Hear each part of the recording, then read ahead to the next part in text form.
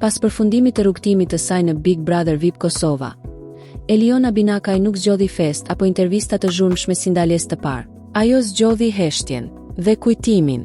19 vjeçarja, e cila u shpall finalistja e dytë e këtij edicioni dhe fitoi 10.000 euro, ka prekur zemrat e publikut jo vetëm me lojën e saj, por edhe me historinë e dhimbshme personale. Pas mbylljes së spektaklit, Eliona vizitoi varret e nënës dhe motrës së saj, dy persona që i humbi tragjikisht në vitin 2021, në një aksident me autobus që i ndryshoi jetën përgjithmonë. Në një postim prekës, ajo shkroi: "Shpresoj që nga lart po më shihni dhe jam duke ju bërë krenare.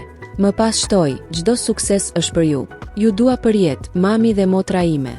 Fjalë të thjeshta, por me një peshë që nuk matet. Gjatë qëndrimit në shtëpinë e Big Brother, Eliona e kishte përmendur shpesh dhimbjen e saj. Ajo kishte folur për boshllëkun që ndjen çdo ditë, për mallin që nuk shuhet dhe për forcën që përpiqet të gjejë brenda vetes për të vazhduar përpara. Çdo sfidë në lojë, çdo lot, çdo moment dobësie, ajo e lidhte me kujtimin e tyre. Rrugtimi i saj në Big Brother VIP nuk ishte vetëm një garë për çmim apo famë. Ishte një përballje me veten, me traumën, me mungesën, me kujtimet që e shoqërojnë kudo.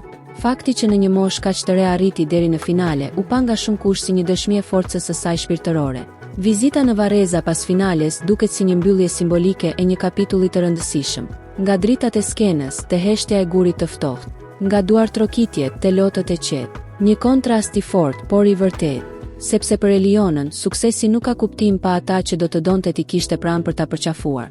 Dhe ndonjëherë fitoria më e madhe nuk është çmimi në dorë, por fakti që arrin të qëndrosh në këmbë, edhe kur jeta të ka rrëzuar më herët. Faleminderit që qëndruat me ne deri në fund të videos. Mos harroni të abonoheni, ta pëlqeni dhe ta shpërndani me miqtë tuaj. Mbështetja juaj na motivon të sjellim për ju përmbajtje edhe më interesante. Faleminderit që jeni pjesë e kanalit ton.